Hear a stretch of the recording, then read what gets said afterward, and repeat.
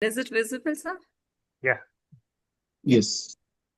So I think thank you, Dr. Soumya and KOS for having me here. And I think it's a very nice topic, Soumya, about biometry. How much ever I think we advance in surgery, this is something that unless accurate, whatever we operate is not going to fetch us. And as Soumya told, we were discussing and we were thinking, should we do post-LASIK? And then we thought, no, post-LASIK is so common now. Any general ophthalmologist would get patients who have had LASIK because that's a very popular procedure from the last decade. And I think all of us, we operate them or no, should know what happens in post-LASIK. And at least even if we are not operating, we should not end up giving a refractive surprise to these patients. So it's very important to understand the dynamics of an altered cornea. So as we see from the last 5-6 decades, I think IOL calculation and the biometers have evolved. And the last few decades, the main evolution was what Soumya told about short and long eye, and a huge change has come in post-refractive, post-RKI, because we have been seeing a lot of these patients being doing refractive surgeries for last few decades. So the newer formulas are very accurate, as when maybe even 5-6 years back, most of us are not that apprehensive when we see post-LASIK cornea because there are a lot of long-term results and we sort of can be on target most of the time, if not all.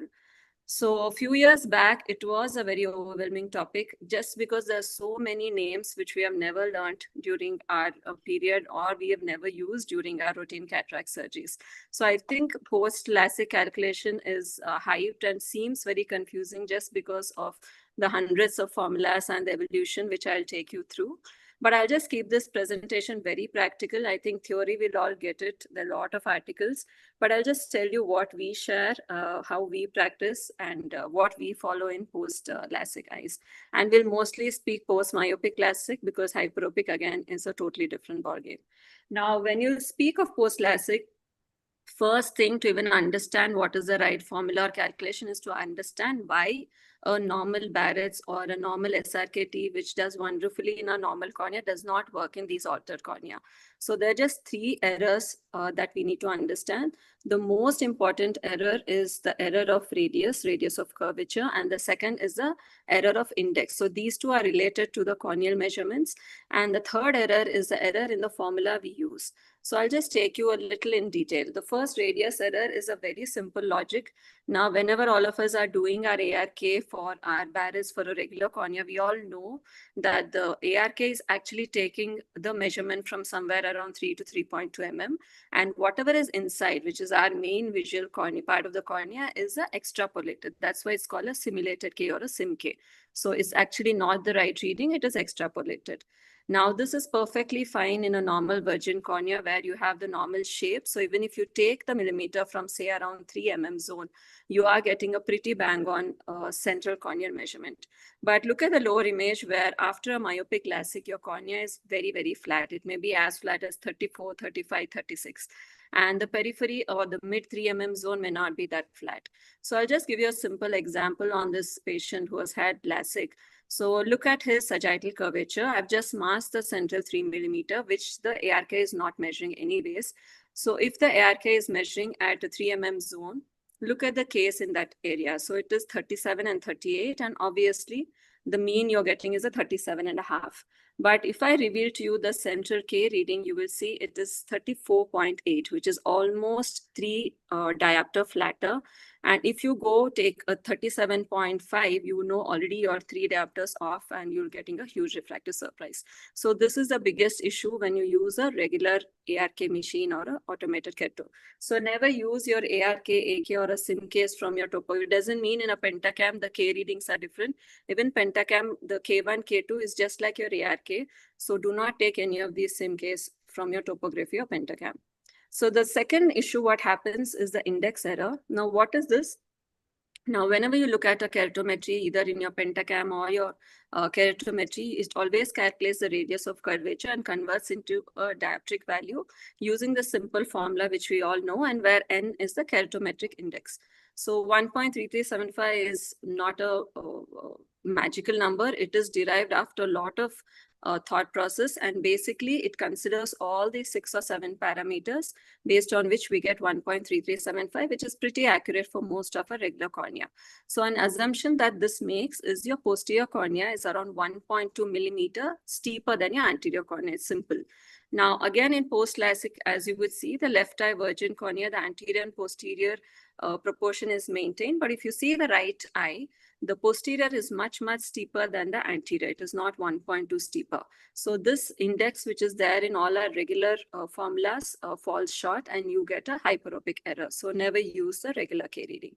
So third and a very interesting error that happens is the position of the lens. So if you look at the evolution of the biometers, or the IOL formula, you will see there are just 3 parameters that are required, and why we still fall short. I think most of the surgeons, this is world statistic, are somewhere around 80%, and very few surgeons reach 90% of that 0.5 diopter accuracy in a regular cataract.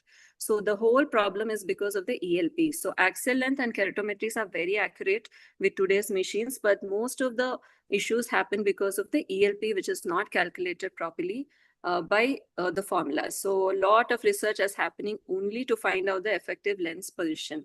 Now, to take you through how the third generation formulas calculate the ELP. So if you look at the left eye, the steeper cornea, automatically the formula is assuming that your AC depth is larger and it is suggesting a posterior ELC. Vice versa, a right eye, which is a flatter cornea, where you are assuming it is a shallow AC and your ELP is shallow. But look what happens in LASIK. You actually have a deep AC because these are larger eye. But unfortunately, because we are flattening the central cornea, the formulas are assuming that the lens is much closer because the cornea is much flatter. So we're doing exactly opposite of what should be done. And a 1 millimeter change in ELP can cause a refractive surprise of almost 1.5. So these are it. You have to understand in post-LASIK 3 simple errors that happen. And if you understand why each of these are happening, you can easily work on each of these elements to get good results in your post-LASIK. So all these 3 errors are causing an overestimation of your K readings and underestimation of ELP. And most of the time, if you use a Barres, you will land up anywhere between +3 to +5. You'll have a huge hyperopic surprise. So how do we avoid this? So the first 2 issues, which is mostly due to the assumptions that are made considering it's a virgin cornea, can be overcome by a lot of today's topographers and optical biometers, which also look at your posterior curvature and does very few assumptions. They're actually truly measuring your anterior and posterior curvatures. And the third error, formula error, can be overcome by using formulas which don't assume the effective lens position based on the K reading. So this is what is confusing all these names. So there are a lot of work that has happened. And I think just for historical purpose, we should know, because there's so many doctors and statisticians who have really worked on this niche subject of post-LASIK. But practically, we don't have to use any of these except for these 4-5 things. So I think over decades, we have been very fortunate to get a lot of studies which have shown us what works and what not. And we are pretty in a comfortable zone where most of our results are accurate if you follow a few of these which doctors are following worldwide. So just for completion, I would just quickly run through how these formulas work. So it's very simple. There are just 3 sets of formulas that can be used. The first set is where you just have historical data and nothing else, which I don't see an indication at all, because you have your patient and you can measure. So these were the popular types of formulas then. The second set was used for quite a few years, where you also use the old pre-LASIK data and use the present corneal measurement. And rightly, what we are using is, most of us, I think we are using the current corneal measurements, because many of these LASIK patients might not have gone LASIK with us. But if you have access to the pre-LASIK data, it always increases the accuracy. So this is clinical history method. All of these are very known formulas. You just have to run these formulas. The double K is a very interesting method where you use the pre-op K reading to find out the ELP, and then the post-op K reading for the IOL power. Works very well. Even now you can use it if you have the pre and post-op. Latkani was again a popular method, and Muscat again. So contact lens overcorrection method is a sensible method, but it's quite cumbersome. You need to put a plain or hard lens. I think it's almost obsolete. So what works today is actually measuring your true corneal powers and using a formula which works, as simple as it is. So most popular and the gold standard today is Pentacam. We may have it, or it's very easily accessible. If you have a post-LASIK patient, you can just refer him to a Pentacam. It is a beautiful device. It's a shine plug based device. And when you ask for a Pentacam, if you don't have it, this printout, which we generally get for keratoconus or LASIK, is not of any use. You should ask for these two printouts, that is the true net power and the EKR. So for people who have not used Pentacam, it gives at least 20-25 types of reports. And if just send for it, what we usually give to the patient is a quad map. So these are given only if a referring doctor asks. So these are the two scans that you'll have to ask for. Now, TrueNet Power is an excellent tool, and this is our go-to to find the true corneal central power. So it takes into account your anterior, posterior, and these are the refractive indexes. So what you get is a printout like this. You either can take the central TrueNet power, or what we generally take is an average of the TrueNet at the pupillary zone, which is usually 3 to 4. So most of the time we'll end up taking an average of the central 9 areas. Another useful print is the AKR, has been very popular for decades, which is how it looks. So you take the effective corneal power at this 4.5 zone, and you can take the mean of it. So these are the two values which actually give you an actual K reading of the cornea. So if you have or access to an IOL master, TK is very popular these days. You can use total keratometry. Again, the IOL master takes into account the posterior cornea, so it's very accurate. If you have an op scan, it again gives you a total optical power map, or if you have a placido topography, you get values like the ACCP. So there are a lot of devices, even optical devices and topographies, which can give you any of these 5. So just to summarize, never use a SIM-K from your K reading. You can use your TrueNet power from your Pentacam. You can use a TK or a total keratometry from IOL master. You can use total corneal power, which comes to a lot of our topographies. And lastly, you can use the EKR, which has been very popular from the Pentacam. So these actually give us the true corneal power. Now, once you have the true corneal power, what formula do you use? So there are, as I told you, the position of the lens or the ELP is what is very confusing, and most of the formulas are here. So just to take you through the evolution of formula, the first generation formula, as soon as you put it, it would calculate the effective lens position standardly 4 millimeter behind the lens. Is it an 18 mm lens eye or a 26 mm eye? Didn't bother. It just would put it 4 to 6 mm behind the cornea. The second generation formula started changing the EPL based on only the axis length. Again, it is very erroneous because you can have a asymmetry between your anterior posterior. And the third generation formula, which again don't work, bases your ELP on your corneal curvature. So you have the SRKT, which truly fails in your post-LASIK. So what you should be using are the generation formulas where you also look at your white to white, AC depth, lens thickness, and CCT, which gives us a much better ELP. So Haig's L is a very popular formula for post-LASIK. It is incorporated. You can get it free from the ASCRS online calculator, or if you have an IOL Master 700, you automatically get it included. So this is an excellent formula and a go-to, and all the results on online or you see show this is a good formula. And I think Barrett's TrueK has changed a lot of things, and again, an excellent formula purely for your post-LASIK patients. So it is again freely available. You just have to go to the website written here, and it asks for simple. It's very similar to your regular Barrett's, just have to enter it. It has a separate mode for toric and a spherical IOL, and it has its terms and conditions. So once you enter it, it automatically calculates your true K. So it's very important, don't get confused, is not to enter the true K, because Barrett's true K already has a compensation. So when you're using Barrett's true K, you should enter your SIM-K or your regular keratometry reading and not the true K from the Pentacam. The name is a little misleading.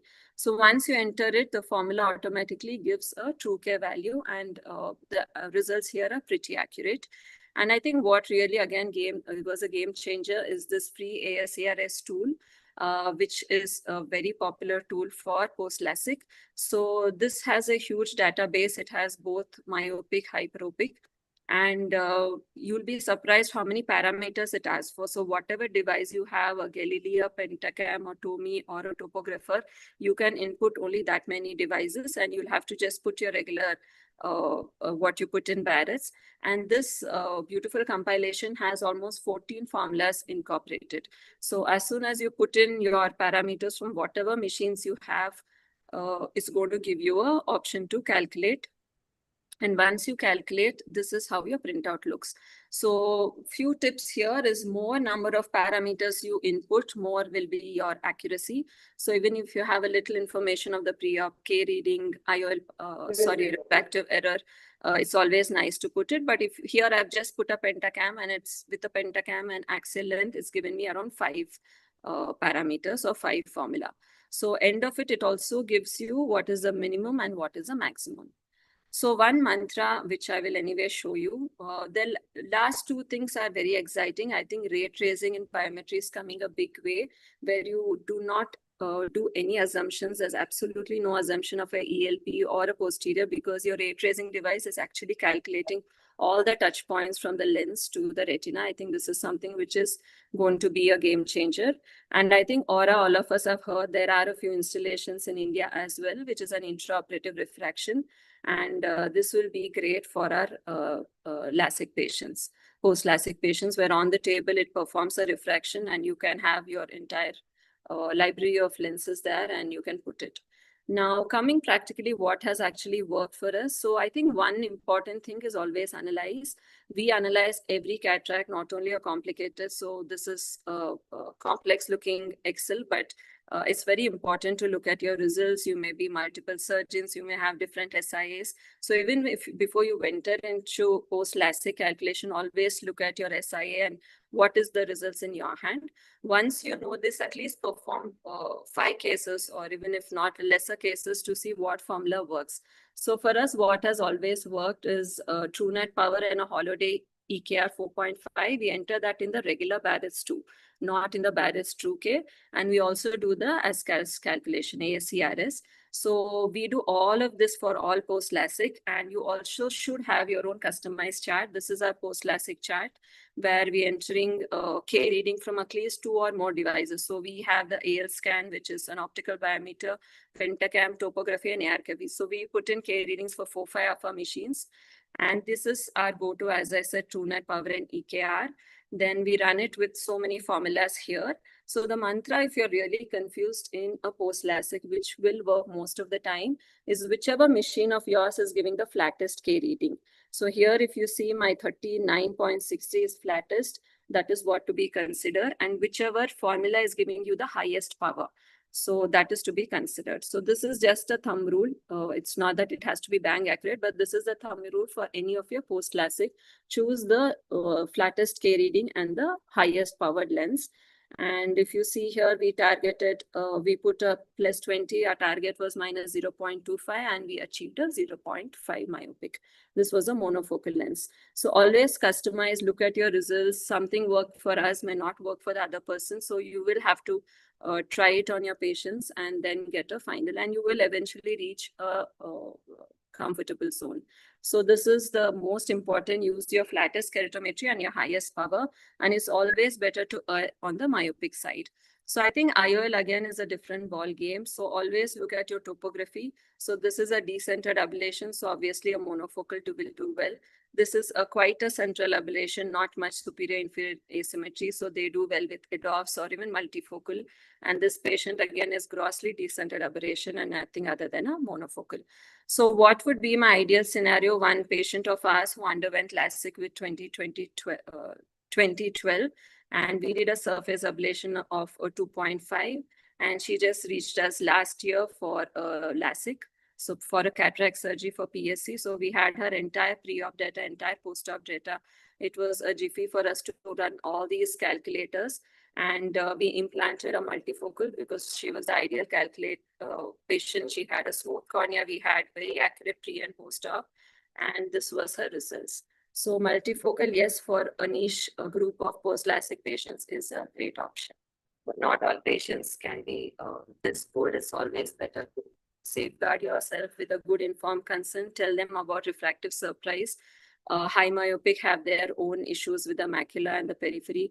Higher order aberrations will be there because they are not virgin corneas. So I think take home message is, I think we should all be aware of this because we will be dealing with these patients more now. We are having smile patients coming for cataract surgery and none of us really know how exactly the post-myopic LASIK behaves with them.